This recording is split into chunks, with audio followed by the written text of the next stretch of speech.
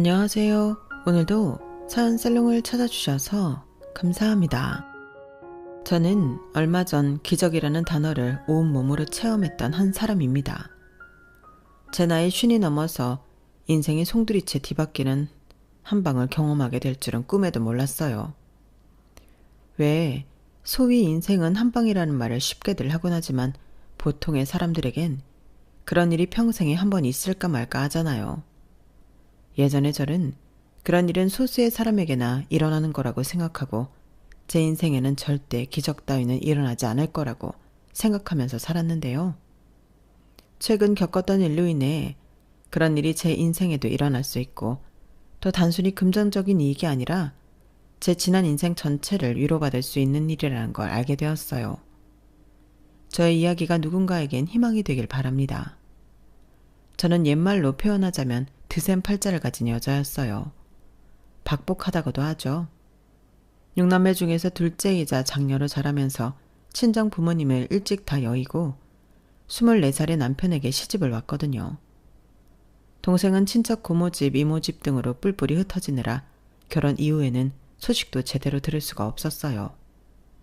사실상 먹고 살 방도가 없어서 시집을 온 거나 마찬가지였기 때문에 시댁 식구들한테도 그다지 환영받지는 못했답니다. 특히 시어머니는 제가 손이 작다고 늘 꾸중을 하셨어요. 애들 아버지 밥은 이만큼씩 푸라고 했니 안 했니? 국도 국물보다 건더기가 더 많게 담으라니까. 남자들 밥은 전부 다 다시 푸거라. 몇 번을 말해도 저렇게 습관을 못 고쳐. 죄송합니다. 얼른 다시 풀게요. 에게? 과일은 또 왜 이것만 사와?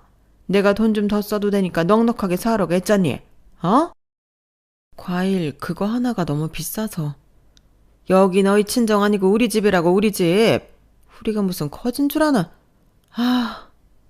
신혼 초기 약 1년 정도는 매번 같은 일로 혼이 나기 일쑤였죠. 가난한 6남매 집안에서 크다 보니 저는 습관적으로 밥을 남길 정도로 푸질 못했는데 상대적으로 유복했던 시댁은 설령 밥이 남더라도 모자라게 푸는 걸 극도로 싫어했거든요.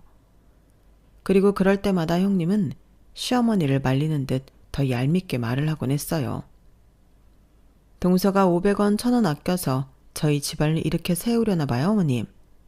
그래도 마음은 착한데 너무 나무라지 마셔요. 시집 올 때 금가락지에 송아지 한 마리까지 데리고 왔었다는 형님은 저와는 전혀 다른 시집살이를 하고 있었거든요. 시어머니는 형님의 그런 말들은 못 들은 척 하시고 틈만 나면 저에게만 일을 시키고 구박하셨답니다. 저는 아침부터 밤에 잠들 때까지 한순간도 마음 편히 쉬어보지 못하고 누군가 절 부르기만 하면 후다닥 뛰어가기 바쁜 생활을 했죠. 그래도 하늘이 보시기에 제 인생에 하나쯤은 기댈 구석이 필요하다고 생각했던 모양입니다. 그런 생활 중에도 저희 남편은 항상 저를 아껴주고 제 편이 되어주곤 했어요. 정임이가 그래도 엄마가 귤 좋아하니까 귤은 항상 많이 사오잖아. 엄마 아버지 드시라고 수정과도 직접 만들고 말이야. 그거 저랑 같이 만든 거예요. 형수는 옆에 앉아서 약 하나 먹고 수다 나 떨었지 손에 물 한 방울 묻히지도 않았잖아요. 하여간 뭔 말을 못해. 서방님, 남자가요 너무 그렇게 애처가라고 소문나도 별로 좋을 거 없어요. 저는 좋은 거 쫓을 필요 없어서요. 이미 좋은 아내를 가져서 괜찮네요. 매번 얄밉게 얘기하는 형님 앞에서는 물론이고 시부모님 앞에서까지 남편은 늘 제 편을 들어주었어요. 남편이 제 편을 들기 시작하면 시어머니도 저에게 잔소리를 멈추시곤 했죠. 결혼 얘기가 오갈 때부터 제가 마음에 들었다던 남편은 속이 없는 사람인가 싶을 정도로 저한테 약했어요. 천성이 두부같이 말랑말랑한 그런 사람이었죠. 시아버지는 저에게 말 한마디 없으셨지만 오히려 남편에게 매번 잔소리를 하셨어요. 사내 자식이 지형처럼 관직 하나 딱 차지하지도 못하고 교우체국에서 어떻게 하면 위로 올라갈까 궁리하는 것도 아니고 그저 지 마누라만 보고 사니. 왜요? 그래도 저처럼 성실하다고 소문난 사람도 없어요, 아버지. 허구한 날 그래 자전거만 몰고 살아라. 자전거만 몰고 살아. 아유 속 터져. 남편은 우체부였는데 시아버지는 늘 그걸 마음에 안 들어 하셨거든요. 더 높은 자리로 승진하려는 욕심도 없이 항상 웃는 나지로 우편물 배달만 하는 남편이 영 못마땅하셨는지 시아버지는 오히려 저와 저희 아들을 가리키며 말하기도 하셨어요. 네 처랑 네 자식 생각해서라도 네가 야망을 가져야 할 것 아니냐? 네 형처럼. 저도 어떤 면에서는 시아버지가 답답해하시는 게 이해가 가긴 했어요. 하지만 어떻게 사람이 착하고 순한 동시에 야망까지 가질 수 있겠나요? 저는 저를 있는 그대로 좋아해주는 남편이 똑같이 있는 그대로 좋았어요. 그렇게 저희 시부모님의 잔소리를 각자 알아서 웃어 넘기며 마을에서 소문난 인꼬 부부로 살아가고 있었답니다. 하나뿐인 아들도 살뜰히 키우면서요. 그렇게 하루하루를 평범하게 살아가던 저희 가족에게 어느 날 갑자기 먹구름이 들이오기 시작했어요. 어느 날부턴가 시어머니가 자꾸만 기침을 하시더니 좀처럼 나아질 기미가 보이질 않는 거예요. 처음엔 감기가 심하게 들렸나 싶었는데 약을 먹고 꿀물을 한 손 마셔보아도 점점 몸이 안 좋아질 뿐이었죠. 결국 시어머니와 함께 병원에 갔더니 의사는 폐렴이라는 진단을 내리더군요. 하지만 그때까지만 해도 폐렴이 그렇게 심한 병인 줄은 잘 몰랐어요. 병원에서 치료를 잘 받고 약도 잘 먹으면 말끔히 나을 수 있을 거라고 생각했죠. 저희의 낙관적인 생각과는 다르게 시어머니의 병세는 자꾸 나빠지기만 했습니다.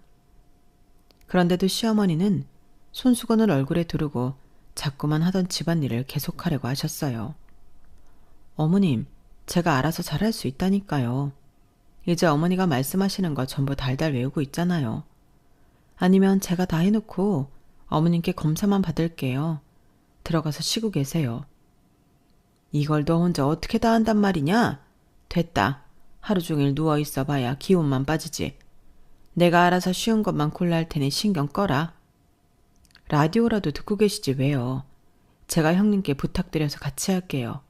하, 차라리 개가 똥을 끊지 개가 퍽이나 놀러다니는 거 멈추고 와서 널 돕겠다. 시어머니는 제가 아무리 말려도 자꾸만 방에 계시지 않고 제 옆에서 자잘한 일들을 도와주셨어요. 말로는 제가 잘하는지 감시하기 위함이라고 하시면서요. 그리고 얼마 뒤 시어머니는 결국 쓰러지셨습니다. 병원에서는 폐혈증이라고 하더군요. 왜 치료에 전념하지 않고 무리해 병을 키우냐는 의사의 타박에 형님은 곧바로 저에게 손가락질을 했어요. 동서가 자꾸 어머님 일 시키니까 그런 거 아니야. 혼자서도 할 수 있는 일을 왜 굳이 몸도 편찮으신 어머님이랑 같이 하려고 하는 거야? 형수야말로 집안에서 설거지 한 번이라도 도운 적이 있어요? 하루 종일 집에서 가족 뒤치다거리만 하고 있는 사람한테 뭐라고 하기 전에 형수나 밖으로 그만 싸돌아다녀요. 시의원 조카 돌잔치 같은 데나 기웃거리지 말고. 야, 네 형수한테 무슨 말버릇이야? 네 형수가 그렇게 싸돌아다니는 게 나 내조하는 거야 인마. 훅해지 마.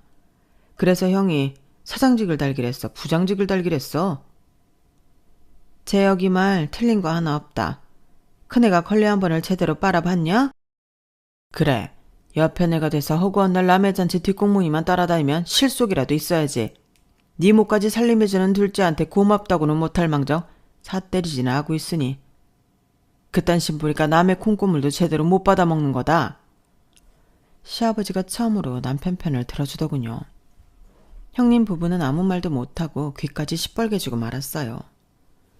남편은 자기가 퇴근하면 집안일을 돕겠다며 시어머니한테는 치료에만 전념하시라고 신신당부를 했죠. 시아버지는 형님더러 넌 안 도울 거냐? 라며 눈치를 주셨고 형님은 입을 삐죽거리면서 마지못해 알겠다고 대꾸했어요. 그날 이후로 형님은 그래도 2, 3일에 한 번은 집구석에 붙어 있으려고 노력했어요. 집에 있는 날이면 제가 요리를 할 때 옆에서 간을 봐준다는 명목으로 음식만 주워 먹거나 제가 설거지를 후다닥 마치면 그릇을 찬장에 정리하는 등의 행동들을 했죠. 빨래만 열심히 세탁기에 넣고 돌리면서 하루 종일 소파에 누워 홈쇼핑 채널만 보기도 했어요. 저는 형님이 집에 있겠다고 한 순간부터 집안일을 도와줄 거란 기대도 안 했기에 방해하지 않는 것만으로도 감사했네요. 저는 집안일을 하는 것 외엔 전부 시어머니 간병만 했습니다. 시어머니는 딱 반년을 더 사시고 가셨어요. 가시기 2달 전부터는 말하기도 어려워하시면서 자꾸만 제 손을 붙들고 신신당부를 하셨답니다. 시어머니가 가고 나면 반드시 이 집을 나가서 살라고요. 재혁이랑 나가 살아. 나가. 재민이네 부부 옆에 있으면 니들만 죽을 때까지 손해야. 알겠어요, 어머님. 말씀 그만하시고 얼른 쉬세요. 재민이네는 돈에만 영혼이 팔린 애들이야. 이미 꼭 나가거라. 네, 어머님. 꼭 나가서 살게요. 그러면서 시어머니는 저에게 몰래 금가락지 4개를 건네주셨어요. 집 구할 때 보태라면서요. 아무한테도 말하지 말라고. 제 손을 계속 꽉 붙잡고 말씀하시던 시어머니는 그렇게 마지막까지 둘째 아들을 걱정하시다가 가셨습니다. 시어머니의 유품을 정리하고는 저는 고민 끝에 남편에게 금가락지를 보여주며 시어머니의 말을 전달했어요. 남편은 잘 알겠다며 자기가 돈을 더 모아보겠다고 얘기해 주었죠. 금가락지 4개만으로는 집을 구할 수는 없으니 남편이 어떻게든 일을 더 해서 돈을 마련해보겠다고요. 그리고 남편은 그때부터 전과는 완전히 달라진 태도로 일을 하기 시작했어요. 공휴일에도 나가서 일을 하고 밤늦게까지 해야 할 일이 있으면 전부 도맡아 하기 시작했죠. 성실하고 인망도 좋던 남편이 눈에 불을 켜고 일을 하기 시작하자 직급도 오르게 되었고요. 그런 남편의 모습에 시아버지가 참 흡족해 하셨답니다. 저도 가만히 있을 수는 없었기에 동네에서 상일이라도 조금씩 받아와 일을 하기 시작했어요. 그런 저희를 보고 아주버님과 형님이 갑자기 돈귀신이 붙었냐며 놀리는 소리를 해도 저희 부부는 입을 꼭 닫고 조용히 돈을 모았죠. 겉으로는 아들이 학교 가면 뒷바라지를 해줘야 하지 않겠냐는 말만 반복하면서요. 그렇게 한결같이 일하며 몇 년이 흘렀습니다. 어느덧 저희 아들도 무럭무럭 자라 걷고 뛰고 학교도 가는 청소년이 되어갈 무렵이었어요. 당시 저희 부부는 조금만 더 돈을 모으면 내년, 내후년에는 나가서 살 수 있을 거라는 희망이 차오른 상태였습니다. 남편은 틈틈이 동네에 빈집이 나왔다고 하면 이것저것 자세히 알아보고는 저에게 와서 말해주곤 했어요. 이번에 나온 집은 어디에 있고 어떤 집이라서 금액이 얼마고 하는 얘기들을요. 어느 동네가 괜찮은지 우리 아들이 다닐 중학교가 어디가 좋을 건지 하는 얘기들도 말이에요. 그렇게 저희가 매일같이 부푼 꿈을 안고 잠들던 어느 날이었어요. 제 박복한 팔자가 제 행복을 시샘이라도 하듯 인생을 송두리째 뒤흔들어 버리더군요. 살이 애는 듯이 춥던 어느 겨울날, 남편은 밤 늦게까지 야근을 해야 한다며 저에게 전화를 걸어 먼저 자고 있으라고 했어요. 남편의 전화를 받고 조심히 오라는 안부 인사를 건넨 뒤 저는 잠에 들었죠. 그런데 새벽 4, 5시쯤 번쩍 눈을 떠보니 옆자리가 여전히 비어있는 거였어요. 운기가 전혀 없는 게 이상했던 저는 집안을 샅샅이 뒤져보았는데요. 남편이 들어온 흔적이 하나도 없는 겁니다. 불안한 마음에 남편 사무실로 전화를 걸어보아도 아무도 전화를 받질 않았고요. 불길한 직감에 저는 일단 급하게 외투만 챙겨 입고 남편의 사무실 쪽으로 걷기 시작했어요. 설마 사무실 안에서 잠들었겠지 하는 마음으로 종종 걸음을 걷던 저는 비탈길에서 쓰러져 있는 남편의 자전거를 보고 심장이 쿵 떨어지는 것만 같았습니다. 정신없이 주변을 둘러보며 남편을 찾았죠. 남편은 비탈길에서 옆으로 새어있는 골목길 전봇대 밑에 쓰러져 있었어요. 저는 남편의 모습을 발견하자마자 미친 사람처럼 그 주변 대문이란 대문은 미친 듯이 두드리기 시작했죠. 여기 119 좀 불러주세요. 사람이 쓰러졌어요. 구급차 좀 불러주세요.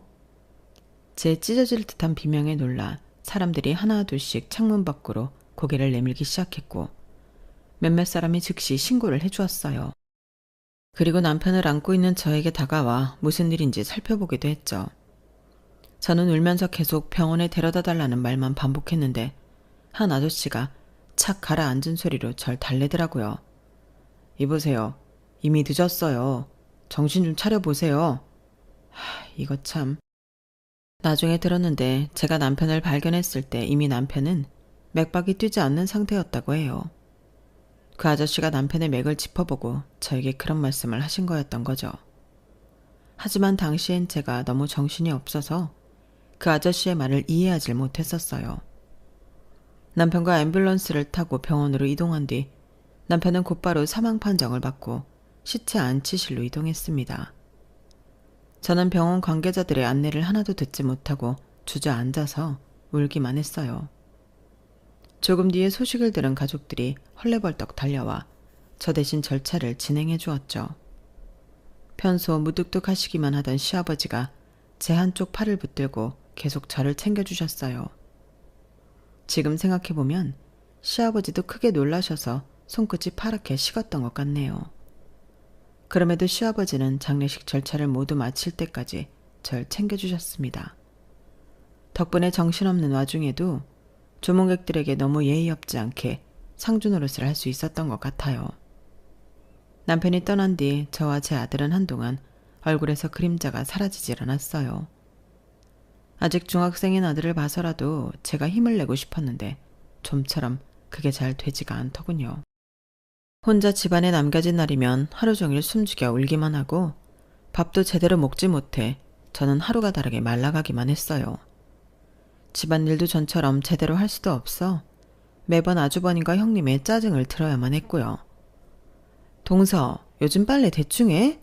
저번에 여기 와인 자국 났으니까 손빨래로 제대로 얼룩 지우라고 했잖아. 동서, 사람이 얘기하는데 어딜 보는 거야? 아, 진짜 짜증나 죽겠네. 정신 좀 차려. 아이씨, 이게 찌개야 국이야. 이걸 지금 먹으라고 내놓은 거야? 엄마가 있을 때는 좀 하는 것 같더니 엄마가 쉰 지 얼마나 됐다고 벌써부터 빠져가지고 이딴 식으로 요리하는 거야. 밥상에 수저 하나 제 손으로 올려본 적도 없는 주제에 입 다물어라. 국이 많으니 밥이랑 먹기도 좋구만 뭐가 불만이야? 먹기 싫으면 넌 나가서 먹어라. 아주버님과 형님이 저에게 볼멘 소리를 할 때엔 시아버지가 늘 나서서 제 편을 들어주시곤 했어요. 속으로는 너무 감사했지만 당시엔 제가 감사하다는 표현도 잘 못하고 그저 미련하게 입만 꾹 닫고 앉아 있었네요. 그런 시간이 몇 주 지났을 무렵 저는 어느 날 의외의 전화를 한 통 받게 되었어요. 김재혁 씨, 아직 이 집에 관심이 있으신가 해서요. 집주인이 빨리 처분하길 원해서 값이 전보다 좀 내려갔거든요. 남편이 생전에 틈틈이 집을 알아봤다더니 진짜로 복덕방 사장님과도 얘기를 했을 줄은 몰랐어요. 가격을 들어보니 저희가 준비해놓은 금액으로 충분히 갈 수 있는 곳이었고 남편이 전에 얘기했던 저희 아들이 다닐 만한 중고등학교도 근처에 있는 집이었기에 저는 그곳으로 이사를 가기로 결정했습니다. 새로운 곳으로 가면 저도 제 아들도 새로운 시작을 할 수 있을 거라는 생각이 들었거든요. 저는 시아버지께 그날 바로 모아두었던 돈으로 옆 동네에 이사를 가고 싶다고 말씀드렸어요. 시아버지는 조금 놀라신 눈치였지만 그렇게 하라고 곧바로 허락을 해주셨답니다. 아주버님과 형님은 그런 돈이 어디서 나서 집을 구했냐? 그동안 이 집에서 먹이고 재워줬더니 배신하고 나가는 거냐? 이래서 머리 검은 짐승은 거두는 게 아니다 등등 별 소리들을 해댔죠. 하지만 저는 그런 말들을 귓등으로도 안 듣고 최대한 빠른 시일 내에 짐을 옮겨버렸습니다. 그리고 한동안은 그곳에서 아들과 둘이 무탈하게 사는 것에만 집중했어요. 그 뒤로 2년간의 시간이 흐르고 저희 아들이 고등학교를 가고 저는 한 세탁소에서 안정적인 일을 구하고 나서야 저희 모자는 그늘 하나 없이 평온한 일상을 즐길 수가 있었습니다. 시어머니와 남편의 기일에도 명절에도 구겨진 마음 없이 지낼 수가 있었어요. 그때까지 시댁에서는 명절이나 가족 행사가 있을 때만 저를 불렀고 그렇게 불러냈을 때도 어김없이 저에게만 일을 시켜댔어요. 매번 하던 거니까 내가 일일이 안 봐줘도 되지? 동서가 알아서 홍동백서 그 뭐야 하여튼 잘 차려놔? 홍동백서요 형님. 어쨌든 알아서 할 테니 가 계세요. 그거나 동서 은근히 이사가고 나서는 꼬박꼬박 말대꾸를 해. 이제 자기 집도 있다 이거야? 나랑 자꾸 맘먹으려고 하네? 형님도 일 있으시잖아요. 저희 다 고만고만한데 뭘 맘먹고 자시고가 어딨어요. 어쨌든 난 그럼 이따 다시 올게. 일을 시킬 때마다 미운 소리 해대는 건 별로였지만 원래 평생 해야 할 일을 1년에 몇 번만 하는 게 어디야 하는 생각에 저도 별 말 없이 해달라는 대로 다 해주었죠. 제 생일, 저희 아들 생일에는 그렇다 쳐도 남편 기일에조차 문자 한 번 안 했지만 아주버님 부부가 그럼 그렇지 하고 마음을 포기하니 화가 날 것도 없었거든요. 그런데 하루는 형님한테서 급하게 연락이 오는 거예요. 예정되어 있던 일정이 아무것도 없었는데 말이에요. 동서, 얼른 땡땡병원으로 좀 와봐. 어? 아버님이 쓰러지셨어. 형님의 다급한 소리에 저는 일하다 말고 얼른 병원으로 달려갔어요. 시아버지는 의식을 되찾지 못하는 상황이었고 병원에서는 뇌출혈이라고 하더군요. TV를 볼 때는 뇌출혈이란 단어를 하도 많이 들어서 그렇게까지 심각한 병인 줄 느끼지 못하고 있었는데요. 그런데 한참 뒤에 깨어나신 시아버지를 보고 저는 가슴이 철렁할 만큼 깜짝 놀랄 수밖에 없었어요. 그 정정하시던 시아버지가 한순간에 걷지도 말하지도 못하게 되는 걸 보고 조금만 늦었으면 그대로 사망하실 뻔했다는 의사의 말을 제대로 실감할 수 있었죠. 치료를 아무리 받아도 시아버지는 끝내 완전히 회복을 못하셨고 휠체어 생활을 하게 되셨어요. 오른쪽 팔과 얼굴을 마음대로 가누질 못해 식사조차 힘든 상황이었죠. 누군가의 간병이 필수적으로 필요한 상황이 되자 아주버님 부부는 서둘러 절 불러 앉혀놓더군요. 재수씨가 그동안 우리 집안에서 먹고 자고 숙식 해결하면서 모아두었던 돈으로 지금까지 잘 살아왔던 거 우리가 알면서도 딴소리 안 한 거 알죠? 재혁이가 모았던 돈도 따지고 보면 우리 차남이 번 집안 돈인데 땡전 한 푼 안 나눠주고 그대로 들고 튀었잖아. 우리 집 상황이 이렇게 됐으니 이제서라도 효도 좀 하는 게 어때요? 제가 공짜로 놀고 먹었나요? 그 집에서 10년을 식모처럼 일만 했잖아요. 그리고 남편이 모은 돈이 왜 그 집안 거예요? 제가 배우자니까 당연히 상속 1순인데요. 아주버님이랑 형님이 이렇게 저 앉혀놓고 미운 소리 안 해도요. 저는 당연히 두 분이 간병을 할 리가 없다는 거 잘 알고 있어요.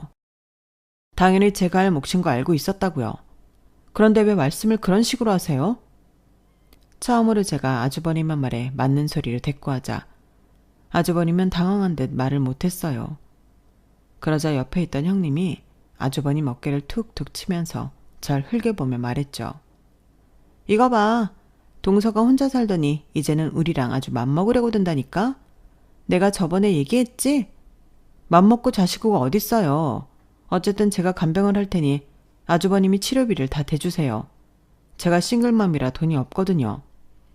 이거 너무한 거 아니에요? 그 돈을 내가 다 어떻게 대라고. 이봐요 재수씨. 양심이 있으면 요만큼이라도 집안에 보탬이 될 생각을. 아주버님이 작년에 그토록 노래를 부르시던 사장직 다셨다면서요.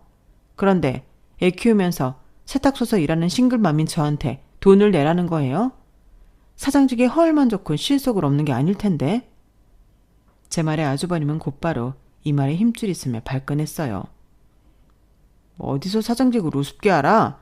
내가 당연히 치료비야 낼 능력이 되지. 그럼 봐. 치료비는 내가 딱 낼 테니까. 약값? 약값은 재수씨가 내시라고. 알겠어? 못 내요.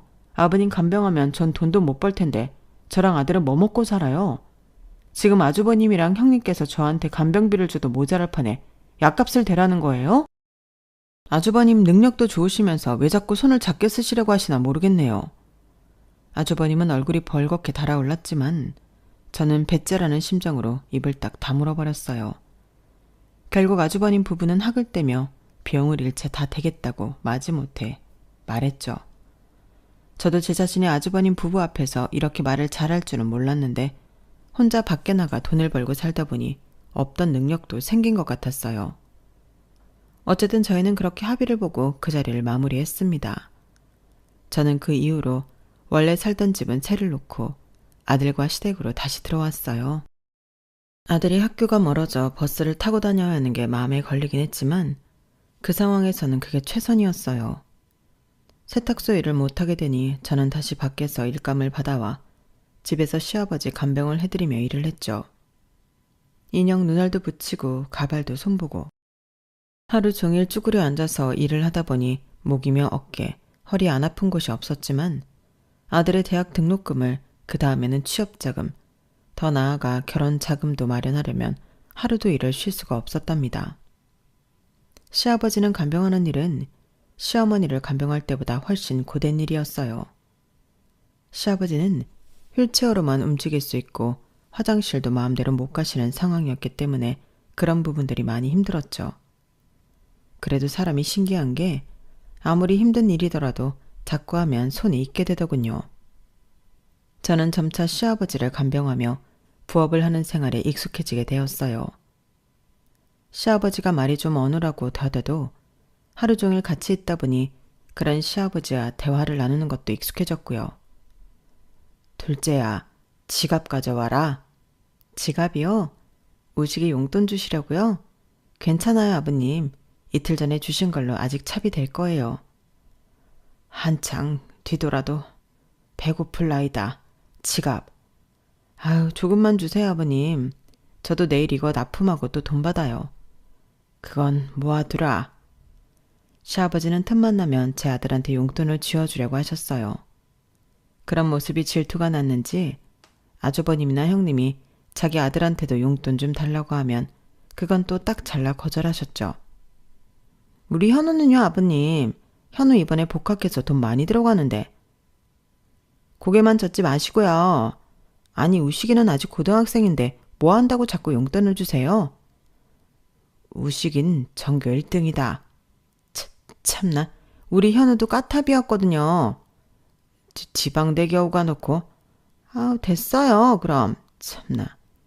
시아버지가 조카 용돈을 안 줘서 삐진 건지 아님 원래 그럴 계획이었던 건지 아주버님네 가족은 제가 아버님 간병을 해드린 지 3년 만에 서울 근교로 이사를 가버리더군요. 대출을 얼마나 낀 건지 시아버지 병원비랑 약값을 달라고 할 때면 한숨을 푹푹 쉬면서 저한테 짜증을 부리곤 했어요. 재수씨, 이 금액 확실해요? 아니, 어떻게 치료비가 줄질하냐. 영수증까지 찍어서 보내드렸잖아요. 아버님 병사는 여전하시고 연세는 계속 들어가는데 그럼 치료비가 늘지 줄겠어요? 이게 현실이에요, 아주버님. 앞으로 점점 더 많아지면 많아졌지 줄어들진 않을 테니까 그냥 마음을 내려놓으세요. 자기 돈 안 나간다고 아주 말은. 이달 말까지는 나도 못 져요. 다음 달 초에 줄 테니까 그리 알아요. 매번 짜증을 내면서 치료비 주는 걸 미루니 점점 시아버지의 병원비까지 제가 부담하게 되었죠. 아주버님 부부가 돈을 안 준다고 해서 치료를 안 받을 수는 없는 노릇이니까요. 하지만 저도 당장 아들이 대학도 가고 군대도 가고 취업 준비 기간까지 가지게 되니 주머니가 찰 틈이 없었어요. 이러고 싶지 않았지만 어쩔 수 없이 아주버님과 형님께 수없이 연락을 해서 끈질기게 병원비를 달라고 할 수밖에 없었죠. 그러자 이사간 뒤로는 명절 때도 얼굴을 안 비추던 아주버님 부부는 자꾸만 시댁으로 내려와 집안 살림살이를 전부 뜯어가기 시작했어요. 말씀도 제대로 못하는 시아버지한테 자꾸만 허락 아닌 허락을 받아가면서요. 아버지, 나 이거 가져가요. 아버지 이제 이거 쓸 일 없으시잖아요. 괜찮죠? 여보, 저기 자개장도. 이건 다 엄마 거니까 괜찮죠, 아버지? 이것도 다 엄마 유산인데 저희가 잘 쓰려고요. 시아버지는 별 대꾸도 않고 왼쪽 손을 들어 휘휘 적기만 하셨어요. 알아서 하라는 뜻이었죠. 제가 시아버지랑 둘이 있을 때 적당히 가져가라고 할까요? 하고 넌지시 여쭤봐도 시아버지는 그냥 내버려 두라고만 하셨어요. 그리고 안방에 있는 낡은 TV와 TV 장만 건드리지 말게 해달라고 하셨죠.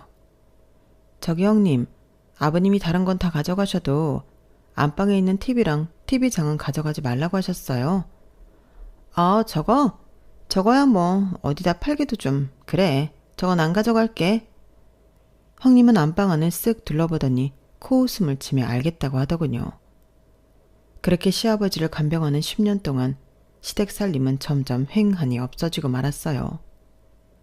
처음에는 그러려니 하던 저도 점점 아주버님 부부의 만행이 심해지는 걸 보고 치가 떨리더라고요. 시댁 살림살이 다 팔아서 조금 살만해졌는지 SNS에는 매번 해외여행을 가거나 외제차를 타는 사진만 올라오고 나중에는 아예 안부 연락도 없어졌거든요. 그 꼴을 보자니 속에서 천불이 올라오는 것 같아 저도 아주버님 부부의 SNS는 쳐다도 보질 않았네요. 하루아침에 쓰러져 건강을 다 잃으셨던 시아버지는 저희 곁에서 꼭 10년을 더 사시고는 시어머니 곁으로 떠나셨어요.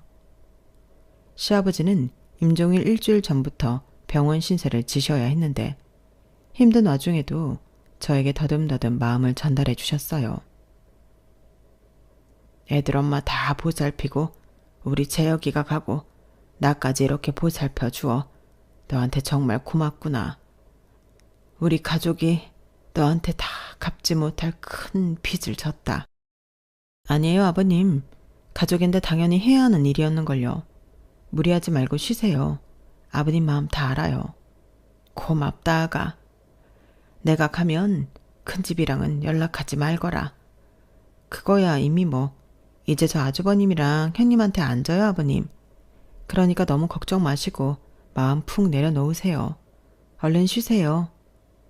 시아버지는 결국 아주버님 부부를 보지도 못하고 입원한 지 일주일 만에 눈을 감으셨어요. 해외여행 중이던 아주버님 부부는 시아버지의 위급함을 알렸음에도 놀 거 다 놀고 원래 예정되어 있던 입국 날짜에 맞춰오느라 저와 아들이 장례식장을 다 마련해 놓고서야 슬그머니 기어들어왔죠. 저는 그쪽은 터다도 보지 않고 그저 찾아주신 조문객들에게만 열심히 인사를 드렸어요. 아주버님 부부도 딱히 저에게 먼저 말을 걸거나 쓸데없는 잡담을 하진 않더군요. 그렇게 장례를 마치고 시아버지의 변호사가 찾아와 유언장을 읽어주었습니다. 내용은 조금 충격적이었죠. 고 김봉수 씨의 안동 땅 1300평 일대는 장남인 김지매님에게 남기셨습니다. 또 장손인 김현님에겐 땡땡은행의 현금 자산을, 손자 김우식님에게는 고 김봉수 씨의 자택을, 둘째 며느리인 나정임에게는 이걸 남기셨네요. 변호사가 제 앞에 내밀어준 건 낡은 빨간색 돼지 저금통이었어요. 아주버님과 형님을 보호하니 입꼬리를 실룩거리면서 아무 말도 않는 게 마치 이 내용을 미리 알고 있었던 것만 같았죠. 사실 저에게 아무것도 남겨주지 않으셨다고 해도 마음에 큰 타격이 없을 거라고 생각했었는데 막상 한쪽 귀가 하얗게 바랜 낡은 돼지 저금통이 제 앞에 놓이니 조금 서운한 마음이 들긴 하더라고요. 저금통은 반쯤 채워져 있었는데 보아하니 이래저래 생긴 잔돈을 모아두었던 것 같았어요. 그래도 아버님이 동서 고생한 건 아셔서 이렇게 챙겨주시네. 나봐, 나한테는 아무것도 안 남겨주셨는데 말이야. 겉으로는 아쉽다 어쩐다 소리를 하면서 형님의 입가에는 미소가 사라지질 않았어요. 유산으로 뭘 받았든 저는 시아버지의 마지막 유언은 지킬 참이었습니다. 저놈의 집구석이랑은 연락도 하지 말고 지내야겠다는 유언 말이에요. 그래서 아주버님네 부부가 어떤 소리를 하던 대꾸도 않고 아들과 함께 집으로 와버렸죠. 시아버지가 가시고 나서 저희는 시댁집을 처분할까 고민하다가 그냥 계속 지내기로 결정했어요. 미우나 고우나 우리 아들이 장성할 때까지 붙어있던 곳이라서 정이 잔뜩 들어버렸거든요. 그리고 무엇보다 아들이 그 집을 참 좋아했고요. 요즘 같은 때 이런 한옥은 찾기 어렵다면서 이 집에 들어오면 마음이 편안해지는 것 같다고 했죠. 시아버지를 보내드린 뒤 저는 그 집에서 여전히 일을 받아와 하루 종일 사부작거리며 일을 했어요. 혼자 있는 게 적적해 강아지도 한 마리 키우며 때때로 하늘도 보고 바람도 쐬며 고즈넉하게 살았죠. 그렇게 한 해가 금방 다 가고 시아버지의 첫 번째 기일날이었습니다.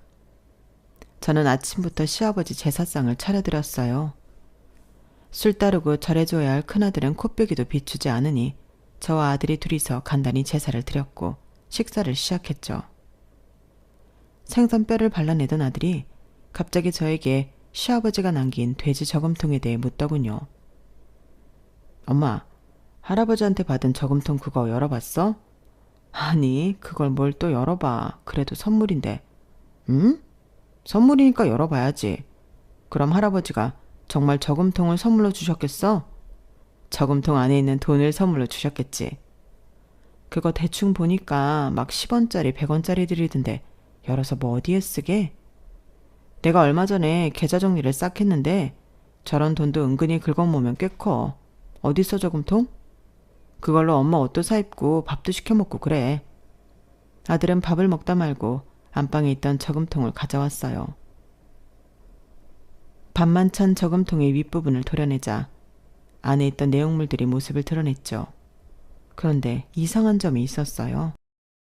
동전들을 살짝 쓸어내자 그 안에서 작고 빨간 복주머니가 나오는 겁니다. 복주머니만 빼내 그 안을 꺼내보니 작은 쪽지와 열쇠가 나왔어요.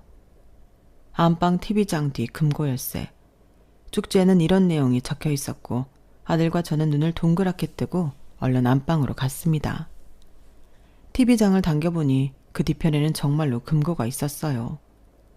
서둘러 금고를 열어보니 그 안에는 상상도 못하는 것들이 있었습니다. 제 얼굴만한 묵직한 골드바와 함께 건물 등기 서류가 있는 거였어요. 서울에 있는 건물 세 채가 모두 시아버지 명의에서 제 명의로 변경되어 있었죠. 그 안에는 이미 시아버지가 증여세까지 전부 지불한 내용과 형님의 사인이 들어간 서류도 있었습니다. 아주버님과 큰 조카한테 시골 땅과 현금 자산을 물려주면 그 이상의 상속분은 전부 포기한다는 내용의 각서였어요. 그 모든 내용을 본 저희 모자는 어안이 벙벙해졌죠. 저는 저도 모르게 다리가 풀려 주저앉으면서 눈물을 한바탕 쏟아냈어요. 그동안 조금이라도 시아버지에 대한 서운한 마음이 있었던 게 너무 죄송했고 또 시아버지가 아주버님과 형님으로부터 저를 보호하기 위해서 불편한 몸을 이렇게까지 준비해 주셨다는 게 너무나 큰 감동이었죠.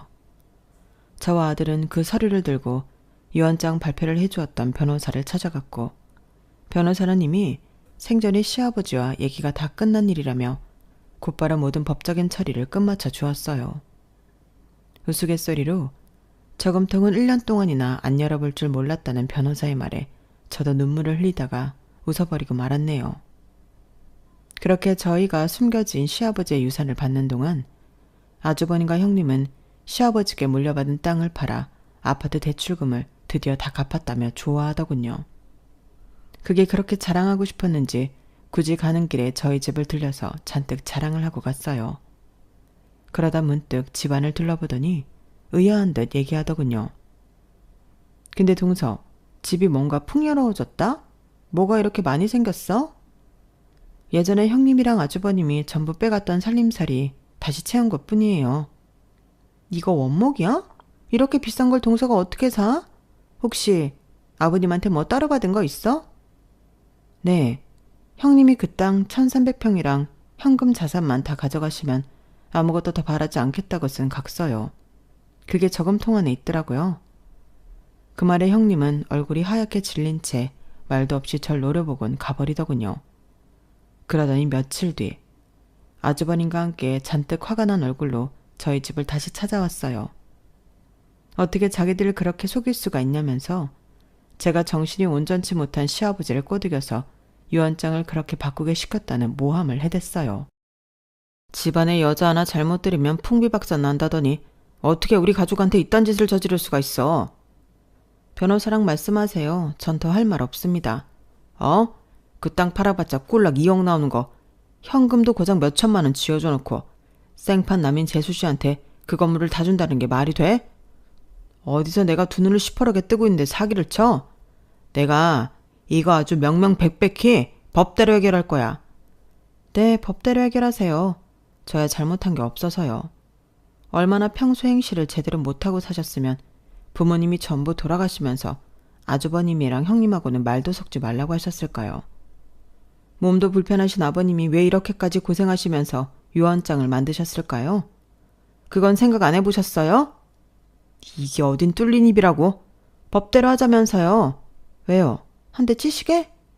그것도 명명백백히 법대로 하는 거죠? 제가 눈 하나 깜짝 안 하고 맞받아치자 아주버님은 아무것도 못하고 울불만 토하며 형님과 같이 나가버렸어요. 그리고는 그 길로 변호사를 알아본 것 같더군요. 하지만 시아버지는 유언장을 적으실 때 본인의 건강 기록, 치매 검사 여부 등 어떻게든 아주버님 부부가 딴지를 못 걸게 모든 조치를 다 취해놓고 가셨어요. 결국 두 사람은 소송에 참패했고 아파트 대출금 대신 소송 비용을 빚으로 떠안게 되었죠. 저는 그 모든 과정에서 두 사람을 눈꼽만큼도 봐주지 않고 10원 한 장까지 받아낼 수 있는 건 다 받아냈답니다. 지난 세월 동안 그저 참아주고 묵인해주고 살았더니 두 사람이 점점 더 돈에 미친 괴물들이 되어가는 걸 제 눈으로 똑똑히 봤으니까요. 소송이 모두 끝난 이후 아주버님 부부와 저는 몇 년째 연락 하나 없이 서로 얼굴도 안 보고 잘 살고 있어요. 저는 그동안 운전을 배워 면허를 따고 차를 샀어요. 그리고 틈틈이 서울로 올라가 건물을 관리하고 오곤 한답니다.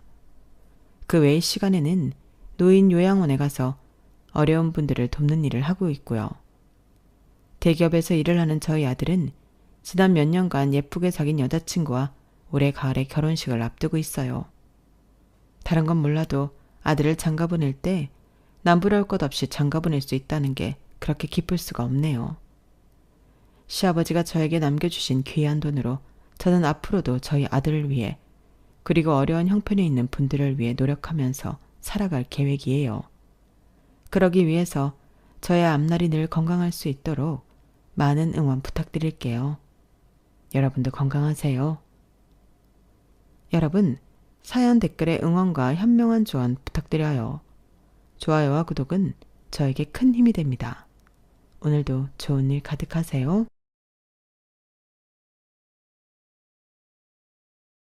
안녕하세요. 오늘도 사연 살롱을 찾아주셔서 감사합니다. 저는 남편을 잃고 겨우 취업해 일을 하고 있는 50대 여성입니다. 남편은 2년 전 폐암으로 사망했어요. 5년 전 폐암 말기 선고를 받고 3년 동안 투병했어요. 투병한 3년 동안 다니던 회사에 인수인계를 하고 치료를 병행했지만 결국 하늘나라로 갔네요. 하늘나라로 가기 전 남편은 인수인계를 잘 끝마쳐 다행이라는 말을 했어요.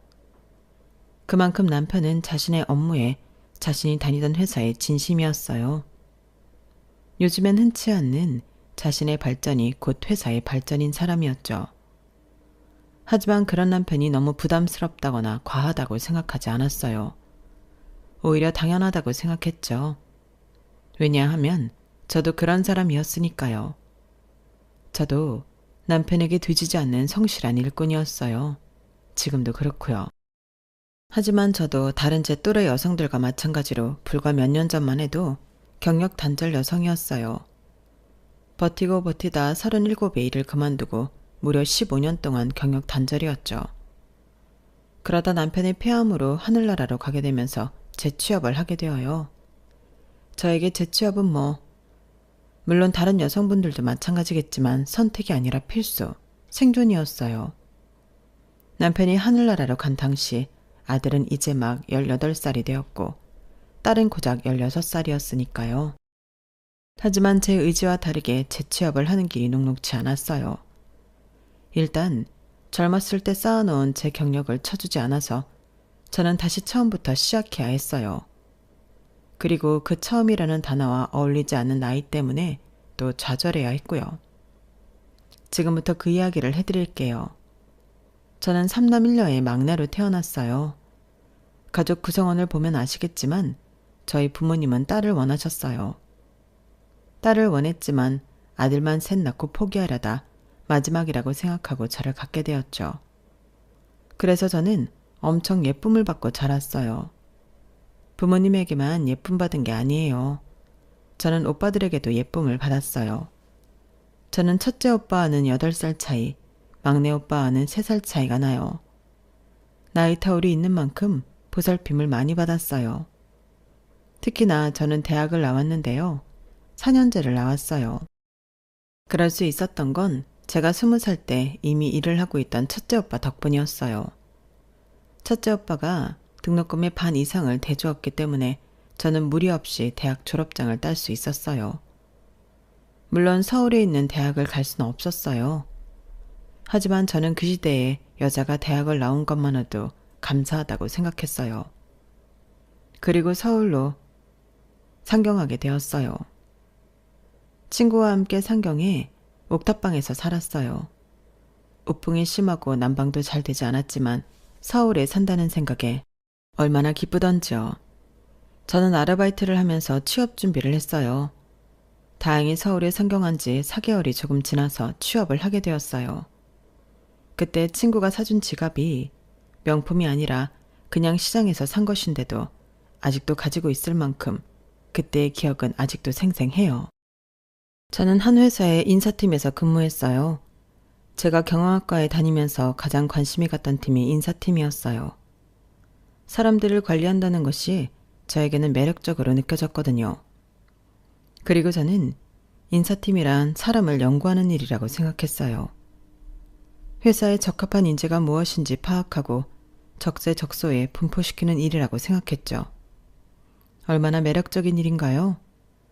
물론 본격적으로 인사팀에서 근무하면서 그 실상이 이상과는 조금 다르구나 싶긴 했지만 그래도 즐거웠어요. 재미있었고요. 특히 인사팀은 다른 부서들과의 커뮤니케이션이 중요했고 그 사실이 저에겐 재미있었어요. 저는 많은 직원들과 소통하려고 노력했고 그러기 위해 그들의 정보를 외우고 새로운 정보를 알면 메모하기를 반복했어요. 그러다 제게 눈에 띈 사람이 있었죠. 그 사람은 무슨 요일이든 밝게 인사하는 사람이었어요. 인사팀뿐만 아니라 다른 부서 사람들은 그 사람을 웃는 괴물이라고 불렀죠. 그 사람은 개발팀이었어요. 그리고 저보다 입사를 2년 정도 빨리 했고 군대를 만기 전역했으며 지금 거주하는 곳은 회사 근처 빌라고 여동생이 2명 있다는 것을 회사 인사 시스템으로부터 알고 있었죠. 그리고 저는 그 이후에 그 사람의 자기소개서를 봤어요. 그 사람의 필력은 읽기 좋았고 안 뽑을 수밖에 없는 열정이 느껴졌어요. 그리고 그는 정말 열정적인 사람이었죠. 개발팀에 있으면서 프로젝트를 성공시킨 적도 많았고 그래서 입사한 지 2년 만에 대리로 승진했더군요. 그래서 웃는 괴물이라고 불리는 거였어요. 하지만 그것보다도 무슨 요일이든 웃는 얼굴로 회사에 출근하는 모습이 제게 좋아 보였어요. 그래서 친해지고 싶었어요. 배울 점이 많아 보였어요. 그리고 친해지는 데에는 오랜 시간이 걸리지 않았어요. 그는 성격이 무척 좋아서 저에게 쉽게 옆을 내줬어요. 하지만 데이트 신청을 하기까지는 4년이 걸렸어요. 저는 4년 뒤에 참다 못해 그 사람에게 데이트 신청을 했어요. 그런데 저녁을 먹는 도중에 그 사람이 급하게 전화를 받았어요. 아, 맞다. 잊고 있었어. 지금 어디야? 아, 여기 근처네. 그럼 일단 여기로 와. 그렇게 전화를 끊더니 그 사람이 제게 정중하게 사과했어요. 저 혹시 죄송한데 제가 오늘 사실 조카를 봐야 했거든요. 그런데 제가 잊고 있었네요. 그런데요? 실례지만 부탁 하나 드려도 될까요? 뭔데요? 정말 죄송하지만 애들이랑 잠깐만 같이 있어도 될까요? 정말 죄송해요. 첫 데이트인데 정말 죄송합니다. 혹시 부담스러우시면 오늘은 제가 데려다 드리고 다음에. 괜찮아요. 네? 괜찮으니까 오라고 해요. 사실 저 애들도 별로 좋아하지 않는데 그 사람이 첫 데이트라고 낙인 찍어준 게 기뻐서 그렇게 하라고 했어요. 그리고 얼마 안 돼서 그 사람의 조카들이 왔어요. 6살, 3살이라고 설명하더군요. 그래서 그날 아이들을 데리고 공원에 가서 뛰어놀고 아이스크림을 사주고 그랬어요. 그 사람은 아이들에게도 친절하더군요. 좋은 삼촌인 것 같았어요. 저는 조금 친해진 것 같은 기분에 사적인 것도 물었어요. 아까 본 동생분 6살 아이를 가진 엄마처럼은 안 보이던데요. 젊고 세련된 엄마 같았어요. 아, 동생이 아기를 일찍 가졌거든요. 19살 때요. 뭐 흔히 말해 사고친 거죠. 아, 그런 사연이 있을 줄은 몰랐어요. 괜찮아요. 이제 지난 일이기도 하고 지금은 엄청 잘 살고 있어요. 매제도 동생이랑 동갑인데 성실하게 일하면서 2아이의 아빠로 지내고 있어요. 다행이네요. 물론 처음엔 당황했죠. 저 막 혼내기도 했어요. 학생이 이래선 안 된다고. 어떻게 책임질 거냐고 험한 말도 했어요. 그런데 제 동생이 책임지겠다고 하더라고요. 그때 걔 눈에서 모성애를 봤어요. 그렇게 보면 모성애라는 거 엄청 대단한 것 같아요. 그렇죠. 모성애라는 건 없던 힘도 생기게 한다고 하더라고요. 그러면서 저희는 이런저런 이야기를 했어요. 그날을 기점으로 더 친해진 것 같아 기분이 좋았어요. 그리고 그렇게 생각한 건 저뿐만이 아니었어요. 그 사람은 그날 이후로 저에게 더 많은 관심을 보였고 하지도 않던 자기 어필을 하기 시작했어요. 그렇게 저희는 사귀게 되었어요. 그런데 그 사람이 정직한 게 흠이 되더라고요. 그 사람은 저희 연애를 숨기지 못했어요. 결국엔 연애 2개월 만에 연애가 밝혀졌고 이상한 소문이 나게 되어요.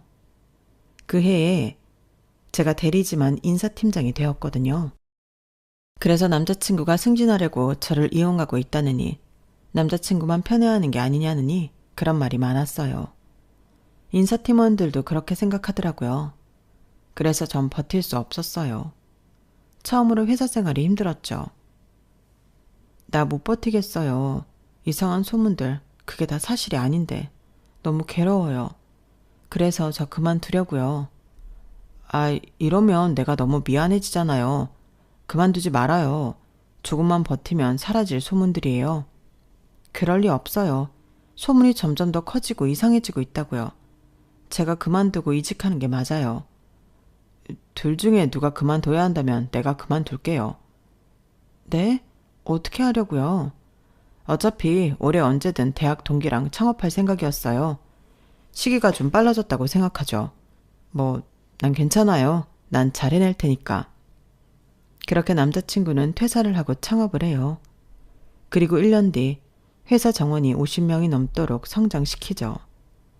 그러자 남자친구가 저를 회사 인사팀 부장으로 스카우트하려고 했어요.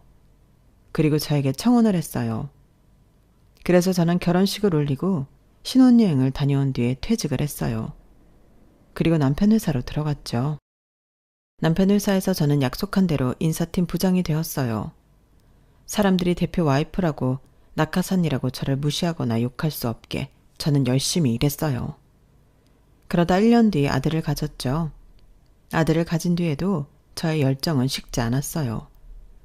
저는 임신 8개월 때까지 출근을 했고 출산 직전까지 재택근무를 했어요. 그리고 출산하고 나서는 고향에 있던 어머니를 서울로 오시게 해서 갓난아이를 맡기고 복귀했어요. 그렇게 2년 동안 다시 일을 했고 딸을 가졌죠. 딸을 가졌을 때도 아들, 딸와 마찬가지로 똑같이 일을 했어요. 출산 직전까지 일을 했죠. 그리고 마찬가지로 갓난아이를 어머니에게 맡긴 뒤에 회사로 복귀할 생각이었어요. 그런데 딸아이가 너무 보채더라고요. 저와 떨어지면 무작정 울었어요. 3살까지는 아이가 울어도 떼어놓고 출근을 했어요. 나중엔 괜찮아지겠지 생각했어요. 하지만 아이는 편도가 부을 정도로 울었고 나아질 기미가 보이지 않았어요. 그래서 일을 그만둘 수밖에 없었어요. 저도 엄마니까요. 그리고 육아를 했어요. 처음엔 그런 생각을 했어요. 아이를 키우면서도 아이가 초등학교에 들어가면 초등학교를 졸업하면 이러면서 복귀를 할 생각을 했어요. 그런데 중학교, 고등학교를 들어가니 손이 더 가더라고요. 울지만 않을 뿐이죠. 그래서 저는 아이들을 등원 등교시키기 위해 운전면허를 따고 아이들뿐 아니라 남편의 건강을 위해 식단도 짜면서 엄청난 노력을 해요. 그러면서 저의 복귀는 희미해져 가죠. 그러다 보니 세월이 15년도 더 흘렀네요. 하지만 정확하게는 경력 단절이 된 지 11년째 되던 해에 발동이 걸려요. 그때 남편이 폐암 말기 판정을 받거든요. 의사도 회복할 수 없다고 말했고 희망이 없었어요. 망연자실한 남편 옆에서 저는 너무 슬펐고 무너질 것 같았고 매일 울었어요. 하지만 언제까지 울 수 없다고 생각했어요. 그 당시 아들이 6살, 딸이 14살이었으니까요. 한참이나 더 키워야 했고 요즘에 대학 안 가는 애들이 없으니 대학도 보내야 하니까요. 그래서 저는 그때부터 재취업을 준비했어요. 그간 경력으로 취업을 도전했어요. 하지만 번번이 실패했어요. 저는 너무 우울했고 깊은 쉬면에 빠졌어요. 어떻게 애들을 키워야 할지 정말로 막막했어요. 그런 저를 보며 남편이 저를 위로하더군요. 본인 속도 말이 아닐 텐데요. 너무 우려하지 마. 경력 단절이 왜 단절이겠어? 단절이라는 건 머물러 있다는 거고, 그래서 다시 쓰일 수 없다는 거 아니겠어? 그러니까 다른 걸 도전해봐. 당신 할 수 있잖아. 저는 남편의 깊은 위로에 여성 일자리 센터에 갔어요. 그리고 거기서 저는 새로운 희망을 발견했어요. 저를 상담해주는 사람이 제 또래 여자였거든요. 저는 그 사람이 저에게 뭐라고 하는지는 듣지도 않고 대뜸 물었어요. 이 일을 하려면 어떻게 해야 해요? 그러자 그 상담사가 웃으면서 본인의 직업과 되는 방법을 차근차근 알려줬어요. 그래도 인사팀으로 경력이 좋으신데 다른 걸 도전해보셔도 괜찮겠어요? 네, 괜찮아요. 경력 단절이 왜 단절이겠어요? 그날 이후로 저는 직업 상담사에 도전했어요. 저는 2급 직업 상담사 자격증을 취득하는데 1년 반 정도 걸렸어요. 4번의 시험을 봤죠. 저는 자격증을 취득하고 집안 사람들 모두에게 이 기쁜 소식을 알렸어요. 그러자 아들과 딸이 파티를 준비해줬어요. 근사한 식사도 하고 케이크도 먹고 즐거운 시간을 보냈어요. 그리고 남편이 제게 말했죠. 이제 나도 편하게 갈 수 있을 것 같아. 당신도 그렇고 회사도 그렇고 잘 넘겼으니까 정말 다행이야. 내가 사람을 제대로 봤지. 당신은 내가 상상한 이상으로 멋진 여자고 대단한 엄마야. 그러니까 앞으로도 잘 부탁해. 내가 어디서든 지켜보고 보살펴 줄 테니까. 그리고 남편은 이틀 뒤에 하늘나라로 갔어요. 3일 동안 장례식을 치르면서 많은 분들의 위로가 있었어요. 하지만 그 어떤 위로도 남편을 보낸 저를 위로할 수 없었죠. 남편을 보낸 일은 저에게 제가 상상도 못할 만큼 큰 슬픔을 가져다 줬어요. 저는 가슴이 뻥 뚫린 것 같고 쉴 새 없이 눈물이 나오고 뭘 먹지도 않았는데 구역질이 나고 수도 없이 나쁜 생각이 들었어요.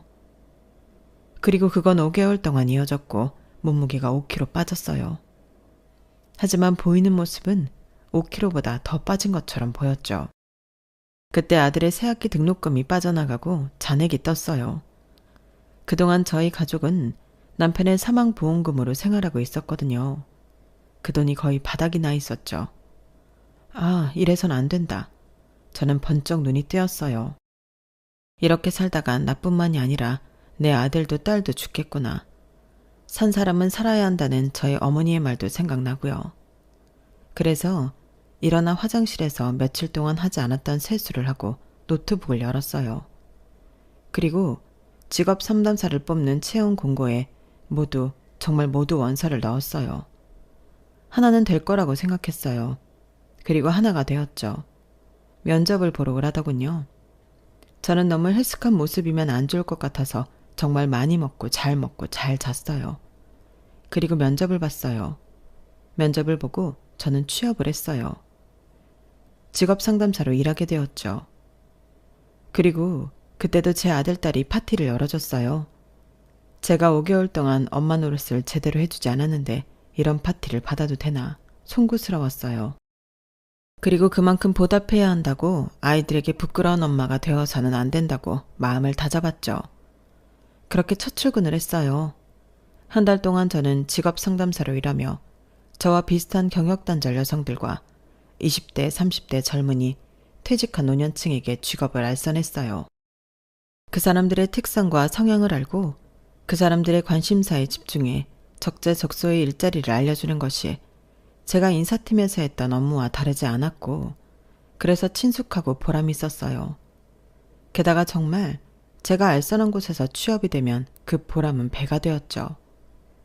직업 상담사 업무는 그게 또한 실적으로 작용되기 때문에 그런 경우는 더할 나위 없이 기뻤어요. 그래서 저는 점점 더 전투적으로 내담자의 특성, 성향을 파악한 뒤에 취업 알선을 했어요. 성과가 직접적이라는 게 저에겐 큰 자극으로 다가오더라고요. 하지만 애로사항이 있었어요. 바로 한 사람이었는데요. 같은 본사, 같은 부서에서 일하는 부장이었어요. 부장은 입사 첫날부터 저를 불편하게 생각했어요. 그걸 숨기지 않았죠. 기껏 뽑았다는 신입이 이 사람이야? 회사 꼬라지 잘 돌아간다. 세상이 말세다 말세야. 신입은 젊은 맛이 있어야지. 이 사람은 나이가 너무 많잖아. 아줌마, 몇 살이에요? 아니, 말하지 말고 들어서 편할 거 없으니까. 나이 많은 신입이지만 아무쪼록 잘 부탁드립니다. 아, 네네. 봐, 얼마나 불편해. 나는 또 신입 뽑아준다고 해서 새파랗게 젊은 애인 줄 알았는데 이거 뭐 일 시키기도 쫌스럽고. 아, 그래도 다들 내 말 잘 들어. 이 사람은 나이가 많지만 신입이야, 신입. 그러니까 사원들 대리를 똑바로 대해라. 내가 제일 싫어하는 무리가 어딘 줄 알아? 바로 군대야. 내가 장교 출신인 거 모르는 남자들 없지.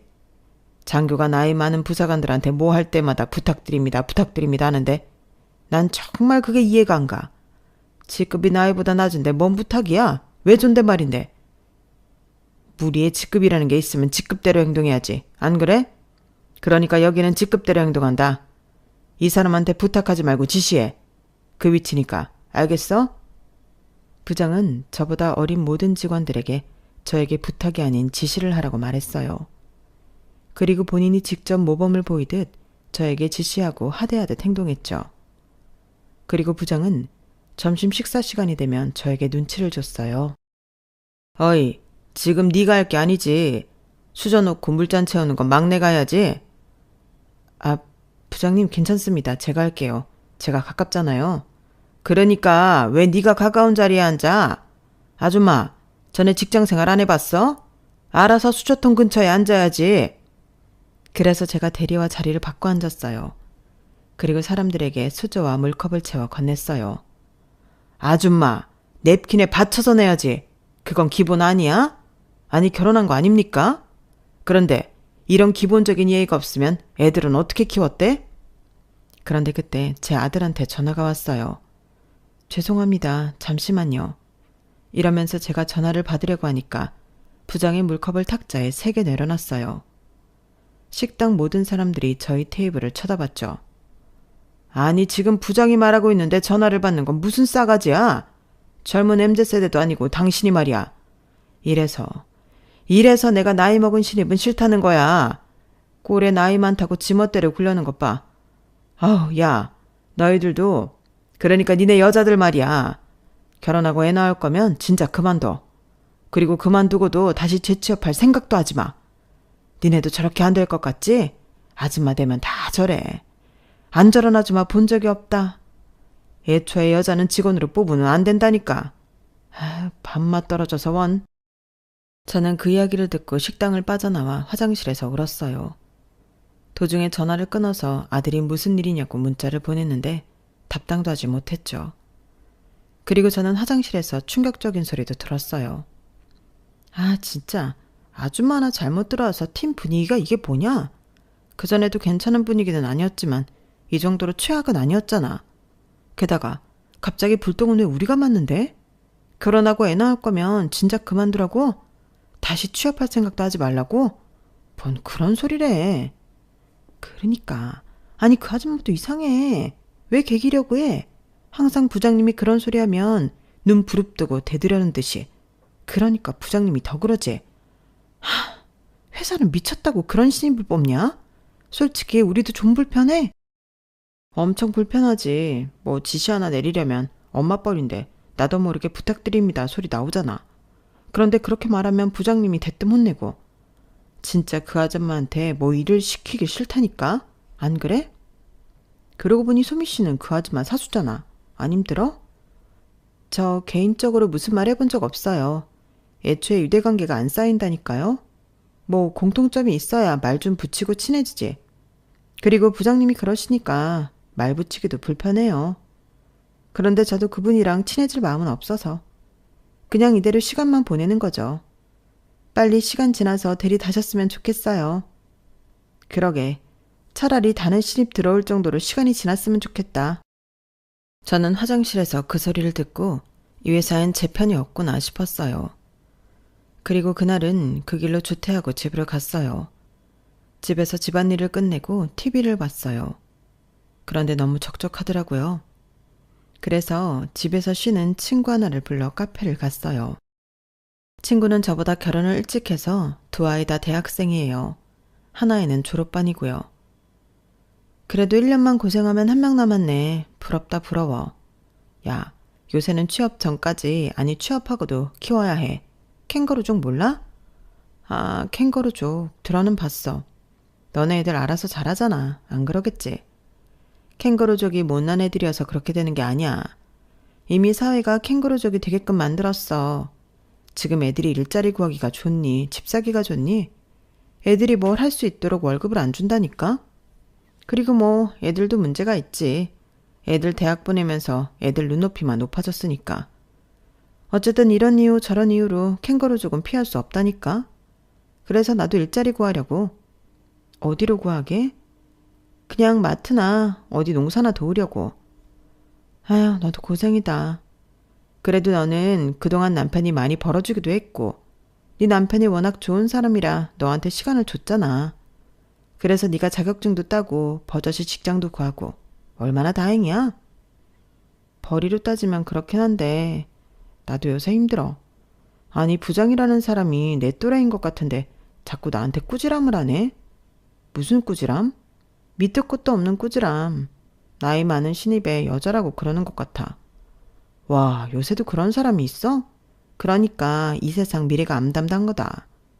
그런 인간들이 높은 자리에 있으니까 그런 인간이 없어져야 되는데.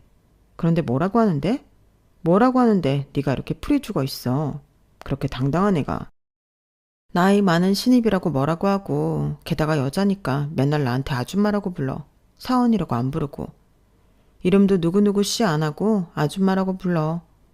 그리고 나보다 직급 높은 어린 애들한테 나한테 부탁하지 말라고 그래. 그럼 뭘 하래? 지시하래. 나한테 지시하듯이 안 하고 부탁하듯이 말하면 혼내. 자기는 위계질서 확실한 구조를 좋아한다고. 위계질서가 있는 건 이유가 있다고. 그리고 점심 식사할 때는 내가 수저통 근처에 앉아서 이것저것 나르고 그래야 해. 웃기지? 와, 50 넘어서 그런 대접 받아야 해? 좀 존중해 줄 수 있잖아. 나도 나이 많다고 신입 대접 안 해주는 건 싫어. 그런데 그렇다고 신입이니까 홀대하는 것도 싫더라. 나 사실 지금 한계야. 힘들어. 그만둘까? 야, 그만두긴 뭘 그만둬. 그래도 우리 나이에 재취업하는 입장에서 너처럼 성공한 경우가 흔한 줄 알아? 그러니까 악바리로 버텨. 아줌마임을 보여줘. 그래야겠지? 그래. 너는 애들도 아직 어리잖아. 둘째가 고등학교 2학년 아니야? 너 고등학교 3학년 되면 돈이 얼마나 많이 드는지 알아? 교재에 학원에 강의에 장난 아니야. 그리고 대학교는 네가 보내봤으니 알 거고. 애 대학 안 보내고 일 시킬 거면 그만둬. 그런데 아니면 다녀. 더러워도 다녀. 지난번에 보니까 젊은 아가씨들이, 아니 대리들이 내 사수도 내 욕하더라. 늙은 신입 와서 팀 분위기 흐린다고. 그 이야기 정말 네 귀로 들어봐. 버티라는 소리 안 나올걸? 더럽지. 그 꼴 아주 간사하고 더럽지. 걘 뭐 안 늙을 것 같대? 걔네들도 우리처럼 다 늙고 결혼할 거고 애도 낳을 거고 다 우리처럼 되게 되어 있어. 그때 아주 피눈물 흘리며 후회할 거다. 내가 그러지 않고 나는 그러지 않았으면 세상이 달라졌을까 하고 그럴 거야. 그런데 그건 나중 일이고 우린 지금을 봐야지. 당장의 학원비, 우리 생활비 생각해야지. 그러니까 나랑 얘기하면서 훌훌 털어내고 잊고 내일 출근해. 출근해서 웃는 얼굴에 침 못 뱉는다고 웃어. 웃어버려. 저는 친구가 준 용기에 다시 한번 일어났어요. 그리고 저는 친구의 말을 명심하고 출근을 했어요. 커피를 사들고 가서 웃으며 팀원들에게 전했어요. 무슨 좋은 일 있어요? 아니요. 그냥 좋은 일이 있으면 해서요. 그리고 부장이 왔어요. 저는 커피를 부장에게 건넸어요. 그러자 부장이 웬 몹쓸 짓을 본 것처럼 치우라고 하는 거예요. 난 늙은 아줌마가 주는 커피 안 마십니다. 김대리, 나 믹스 한 잔만. 그리고 일이나 하세요. 이상한 수 쓰지 말고. 결제 서류 없어요? 부장이 언제부터인가 결제 서류를 다 저보고 가지고 오라고 했거든요. 저는 제 책상에 놓은 결제 서류를 확인하고 있었어요. 거 봐도 모를 거니까 그냥 통째로 들고 와요. 뭘 한다고 보고 있어? 저는 웃자 하면서 서류를 들고 부장 책상으로 갔어요. 그리고 서류들을 내밀었어요. 부장은 하나씩 사인을 하다가 한 서류에서 멈칫했어요. 오탈자네. 이런 중요한 서류에 오탈자가 있으면 돼? 서류 작성할 때 맞춤법은 기본이잖아. 아, 이건 제가 한 게 아니라. 또 그 소리. 나의 실수는 나의 실수고 팀의 실수는 나의 실수 아닌가? 매번 그렇게 변명만 해대는 신입 나는 딱 싫어해. 이런 식으로 일할 거면 때려쳐. 부장은 틈만 나면 저를 혼내고 꼭 때려치우라는 소리를 했어요. 저는 친구와의 다짐을 기억하며 웃는 얼굴을 했어요. 왜 계속 웃어? 이번엔 미친 거야? 아줌마, 내 말을 제대로 알아들은 거 맞아? 이런 식으로 할 거면 때려치우라고. 부장님, 저를 왜 매번 미워하시는지 모르겠습니다. 저 일 못하지 않잖아요. 이제껏 제가 한 일 중 처리되지 않은 건 없습니다. 제가 늑다리 신입이라 싫어하시는 거 아는데 이젠 그만하실 때 되지 않았나요? 제가 웃으며 그렇게 말하자 부장은 하! 하고 헛웃음을 치며 제게 삿대질을 했어요. 오늘 아주 대단히 미쳤구만. 부장 앞에서 못하는 소리가 없네. 나이 값하는 겁니까? 이사원? 네, 맞습니다. 늑다리 신입이라 싫습니다. 됐어요? 그렇게 실랑이를 하다가 저는 자리로 돌아왔고 부장은 씩씩거리며 사수에게 일 똑바로 가르치라고 소리를 질렀어요. 네가 제대로 안 가르쳤기 때문에 저게 나를 물러보는 거야. 알아? 저는 이 방법도 아닌 방법이구나 속으로 생각했어요. 그리고 점심시간이 끝날 무렵 제 사수를 찾아가 사과했어요. 한 번도 화를 내지 않던 사수는 그때 저에게 화를 내더군요. 제가 참은 건 부장님이 저한테 직접적으로 본인 일로 짜증내고 혼내지 않아서예요. 그런데 오늘은 뭐죠? 왜 그런 식으로 행동한 거예요? 미안해요. 저도 사수님한테까지 이럴 줄은 몰랐어요. 죄송합니다라고 해야죠. 저 사수예요. 정말 나이 많다고 나이값 하겠다는 거예요? 저 그래도 저희 엄마 생각하면서 잘해드리려고 했어요. 그런데 이런 식이면 저도 커버 못 쳐요. 저는 사수도 적으로 만들고 많은 회사 사람들을 적으로, 적어도 남으로 만든 것 같더군요. 그리고 제가 입사 한 달 차가 되어서 실적이 종합이 되어 나왔어요. 놀랍게도 팀원들 중 제가 실적이 가장 좋더군요. 1위였어요. 저는 정말 기뻤어요. 제 노력이 헛된 것만은 아니구나 생각했거든요. 하지만 대놓고 기뻐할 수만은 없었어요. 제가 압도적으로 1위를 하게 되어서 팀 분위기가 정말 안 좋았거든요. 적막했어요. 꼭 장마 같았어요. 그런데 제가 혼나는 건 분위기를 타지 않았죠. 심지어 더 혼나는 것 같았어요. 이번에도 저는 제가 결제를 올리지 않은 건으로 혼이 나고 있었어요. 대체 이런 식으로 결제 올려서 나보고 어떻게 사인을 하라는 거야? 몇 번이고 내가 양식 알려줬지? 이 양식은 아니라고. 아니라고! 아줌마, 머리 안 돌아가? 돌대가리야? 대체 몇 번을 알려줘야 해? 이럴 거면 진짜 일 때려 치우라고. 애 때문에 그래? 남편 있을 거 아니야. 남편이 쪼달리게 보나 보지? 집구석이 엉망이네. 가져가서 다시 해. 저는 한마디를 하려다가 저번처럼 더 큰 악몽이 찾아올까 봐 참았어요. 그런데 직원들이 다들 일어나는 소리가 들렸어요. 뒤를 돌아보니 한 남자가 들어왔는데 구면이었어요. 제가 삿대질을 하자 직원들이 모두 수근수근거리면서 저에게 눈치를 줬어요. 그리고 부장이 저에게 들으라는 듯 말했죠. 아, 대표님. 한 달 동안 해외 갔다 오시느라 고생 많으셨습니다. 미국 날씨가 어떠셨는지 더우셨습니까? 강 부장 잘 지냈나? 미국은 무지 더웠네. 그런데 이분 왜 여기 있어? 저는 무척 놀랐어요. 대표라고 하는 저 남자 제 남편의 지인이거든요. 그것도 친한 지인이요. 경조사를 거하게 챙기는 사이였어요. 저희 남편이 회사 대표라는 것은 이야기 드렸죠. 대표님과 어떻게 알게 된 사이냐면요. 저희 남편 회사가 고연촉진 장려금을 받기 위해서 취업지원 프로그램을 이수한 실업자를 몇 번 받았어요. 그때 헤드헌팅 회사 대표 몇 명과 친하게 지냈는데 그중 한 분이세요. 특히 이분 회사에서 소개받은 직원들과는 상당히 오래 일했어요. 지금 아직도 다니는 직원이 있어요. 저희 부부에게 굉장히 감사한 분이죠. 그럼으로써 서로 윈윈하는 관계였기도 했고요. 그래서 대표님 따님이 결혼할 때 저희 부부가 100만 원을 축의금하고 아버님이 돌아가셨을 때 100만 원 조의금을 했어요. 그리고 대표님은 저희 남편이 하늘나라에 갔을 때 500만 원이나 조의금을 하셨고요. 그런데 어떻게 회사를 모르냐고 하시는 분들이 있을지도 모르겠어요. 저는 사실 남편의 지인관계를 제대로 잘 알지 못해요. 남편이 워낙 마당발이어야죠. 그래서 얼굴과 직책만 대충 알지 무슨 회사를 운영하는지는 몰라요. 그래서 몰랐어요. 모른 만큼 굉장히 당황했고요. 그래서 저는 손을 내리지 못하고 있었어요. 그런데 대표님은 저를 이미 알고 있다는 듯이 제 손을 쓱 내려주더니 가볍게 목례를 하고 악수를 청했어요. 사모님, 오랜만입니다. 잘 지내셨어요? 그리고 사모님 소리에 직원들은 다시 수근수근거렸고 부장은 놀란 표정을 숨기지 못했어요. 아니, 이 아줌마한테, 아니 이분한테 사모님이라뇨. 대표님 무슨 말씀이신지 감을 못 잡겠는데요. 대표님은 손짓으로 잠시만 기다려보라고 하면서 어딘가에 전화를 걸었어요. 인사팀인가? 지금 부장 자리 비어있지? 그래. 강 부장이 다른 지사로 발령 갔잖아. 그래, 나도 알고 있어. 그래서 내가 새로 인사부장 뽑았다고 전달하지 않았나?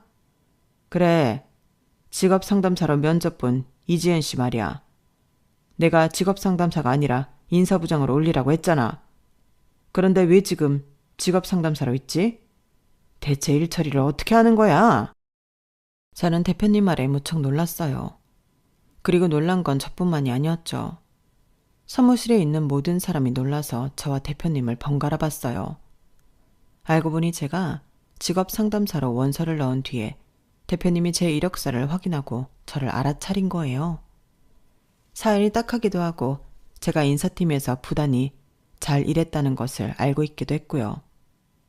그리고 그때 마침 본사 인사부장 자리가 비어 있었어요. 그래서 대표님은 직업상담사를 한 명 더 뽑고 저를 인사부장으로 임명했던 거예요. 그런데 착오가 생겨 직업상담사를 한 명 더 뽑긴 했지만 그 사람은 지사로 발령받고 전 본사에서 직업상담사로 일하게 된 거죠. 그리고 대표님은 일이 있어 한 달 동안 회사에 출근하지 못했고 그래서 저는 직업상담사로 한 달 동안 근무하게 된 거였어요. 일처리 똑바로 하세요. 당장 이분 자리 옮겨드려. 앞으로 같이 업무할 인사부장이니까 잘 대우하라고. 그런데 내가 없을 때 더 꼼꼼하게 일 처리해야 하는 거 아니야? 오늘 이렇게 처리한 사람 내 방으로 올려보내. 대표님은 그렇게 말하고 전화를 끊고서 제게 사과를 했어요. 제가 분명 지시를 내렸는데 직원이 잘못 알아들은 모양입니다. 한 달 동안 여기서 일한다고 고생 많았어요. 이제 앞으로 하시던 일 하면 됩니다. 인사부장으로요. 기뻤어요.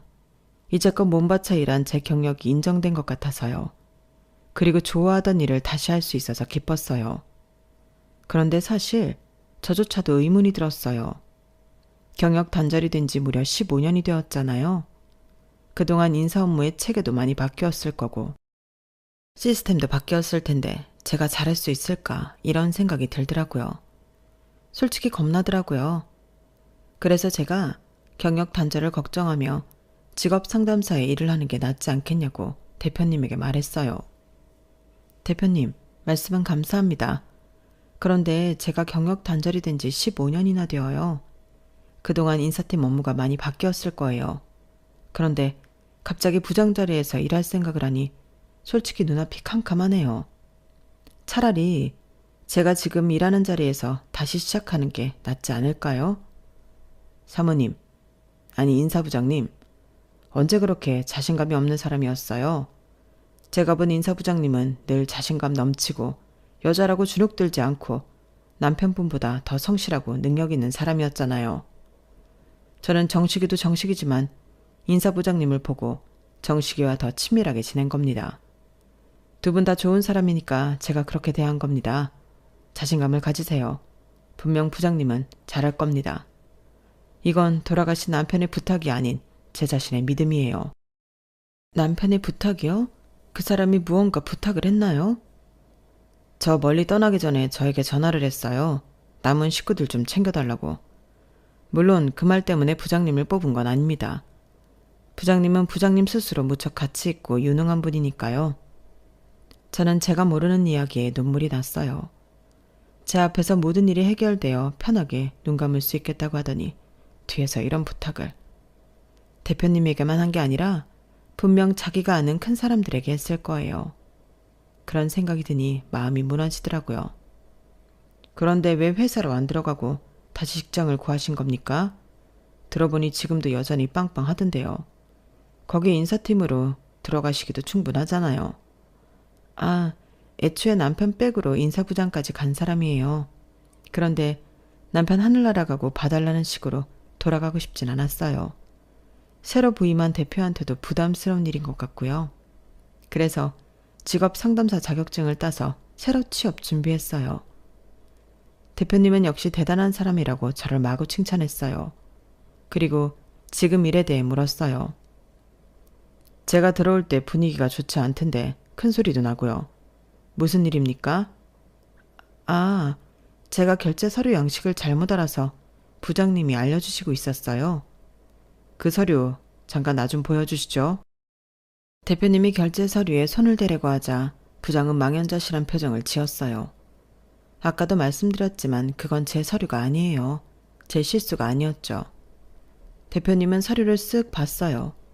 그러더니 의문스러운 표정으로 저와 부장을 번갈아 쳐다봤어요. 인사부장님 성함이 아니잖아요. 이 서류 올린 사람 누굽니까? 그때 다른 대리가 손을 들었어요. 그런데 왜 이분이 대신 결제를 받고 있죠? 대표님이 그렇게 묻는데 아무도 진실을 말하지 않았어요. 물론 저조차도 그랬죠. 그런데 대표님은 대충 상황을 알겠다는 듯이 부장을 쳐다봤어요. 설마 강 부장, 나이 많은 신입이라고 무작정 까고 있었던 건 아니지? 아닙니다. 그런데 왜 이분 서류가 아닌데 이분이 결제를 받고 있고 본인이 한 실수가 아닌 부분에서 혼이 나고 있었던 거지? 그런 게 아니라 이것도 나름의 교육이라고. 나는 배운 사람들을 뽑은 것 같은데 교양 있고 배운 사람들 말이야. 그런데 지금 강 부장이 하는 꼴을 보니까 전혀 내가 잘못 생각한 것 같네. 내가 사람을 잘못 봤어. 지금 결제서를 읽어봐. 누구 이름으로 되어 있지? 정문주 대리라고 되어 있습니다. 자네 나이가 올해 52 아닌가? 벌써 노안이 왔어? 왜 그러는 거야? 대표님이 다그치자 부장은 고개를 숙여 사과했어요. 사과는 나한테 하는 게 아니라 이분한테 해야지. 정말 죄송합니다. 죄송합니다. 절박한 사과를 받고 저는 인사팀으로 짐을 옮겼어요. 그리고 인사부장으로서 일을 시작했어요. 다행히 적응하는데 오랜 시간이 걸리진 않았어요. 그리고 저는 인사이동 업무를 맡았어요. 직원들의 데이터베이스를 확인하고 적절한 곳에 인사이동을 시켰죠. 그중 강 부장도 있었어요. 알고 보니 강 부장은 15년 동안 그 자리에서 고인물처럼 있었더라고요. 그리고 남쪽 지사에 부장 자리가 몇 달간 비어 있었어요. 그 전에는 계속 부장이 바뀌었고요. 그래서 저는 강 부장이 적임자라고 생각했어요. 그래서 발령을 보냈어요. 그런데 발령 공고를 받은 지 몇 시간도 되지 않아 강 부장이 저를 찾아왔어요. 얼굴이 붉은 것이 화가 제법 난 것 같았죠. 인사이동이라니. 그 남쪽 동네로 날 발령 보내? 지금 복수하는 거야? 뭐야? 복수라뇨. 저는 냉정하게 이성적으로 강 부장 같은 분이 그 지사에 있으면 회사 발전에 도움이 될 것 같아서 발령 보내는 겁니다. 아니지. 아니야. 지금 당신이 한 짓은 내가 그동안 꼬장 좀 부렸다고 열받는다고 이러는 거 아니야? 내가 괜히 그랬겠어. 사람은 강하게 키울수록 잡초처럼 어떤 바람에도 잘 자라는 법이야. 다 당신을 위한 거라고. 그리고 그동안 당신이 전혀 실수를 안 한 건 아니잖아? 제가 무슨 실수를 했는데요? 제가 그렇게 묻자 강 부장은 어버버 말을 제대로 하지 못했어요. 사실 저 일하면서 큰 실수한 적 없거든요. 다른 젊은 직원들이 실수를 밥 먹듯이 했었죠. 제가 실적 1위 했던 건 아시죠? 그런 제가 무슨 실수를 했다고 하세요? 기억하는 실수 하나라도 있어요? 실수는 다른 직원들이 더 밥 먹듯이 했죠. 부장님은 그냥 제가, 나이도 많고 여자인 제가 그냥 싫은데 일까지 잘하니까 더 안 입고 왔던 거잖아요. 설마 그거 다 대표님한테 이야기한 거야? 사람 그렇게 안 봤는데 되게 치사하네. 입사도 부정입사 아니야? 대표님이 그 앞에서 분명히 말씀하셨잖아요. 부정입사 아니에요. 전 제 실력으로 여기까지 온 겁니다. 아무튼 발령받으셨으니 조금씩 정리하고 내려가세요. 아니, 지금 이제 와서 나를 보내는 이유가 뭔데? 이유는 말씀드렸잖아요. 회사 발전을 위해서 그 자리에 적합한 사람이 강 부장님이기 때문이에요. 이런 식으로 대우해줘봤자 기쁘지도 않다고. 내 딸이 이제 고3이야. 그런데 내가 어디를 가? 이런 사정 회사가 다 봐줘가면서 발령을 보내든 해야지. 딸이 있어요? 그래, 2명이나 있어. 그러니까 발령을 취소해. 딸이 고3이라고. 고3이 어디를 움직여? 딸이 있는데 저한테 그런 식으로 말한 거예요? 그렇게 말하자 강 부장 눈이 흔들렸어요. 혼자 내려갈 건지 가족 다 같이 내려갈 건지 결정하세요. 그래야 집을 구해주든지 하죠. 저희 회사에서 집 제공해주는 거 아시죠? 그리고 정당한 인사이동에 불응하면 해고 조치됩니다. 내가 그런다고 갈 것 같아? 그럼 해고되시는 거죠. 그리고 이제 나도 부장인데 말 가라고 하면서 해라. 나이도 보니까 내가 1살 더 많더만. 어디다 대고 말을 줄여.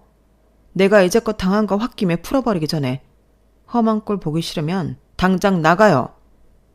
그리고 강 부장은 일주일 동안 발령에 불응하다가 정말 해고 조치될 것 같으니 남쪽 지사로 갔어요. 주말 부부를 한다고 하더군요. 가끔 올라와서 회사 직원들도 보는 것 같던데 볼 때마다 행색이 엉망이라고 하더라고요. 그리고 저는 어엿한 인사팀의 부장으로 거듭나기 위해 매일 노력 중에 있어요. 당당한 부장이 되면 떳떳한 엄마이자 아내가 될 수 있을 거라고 생각해요.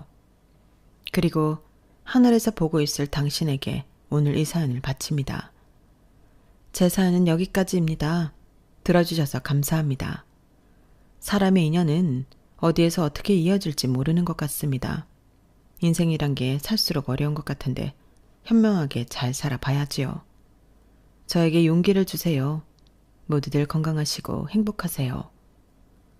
여러분, 사연 댓글에 응원과 현명한 조언 부탁드려요. 좋아요와 구독은 저에게 큰 힘이 됩니다. 오늘도 좋은 일 가득하세요.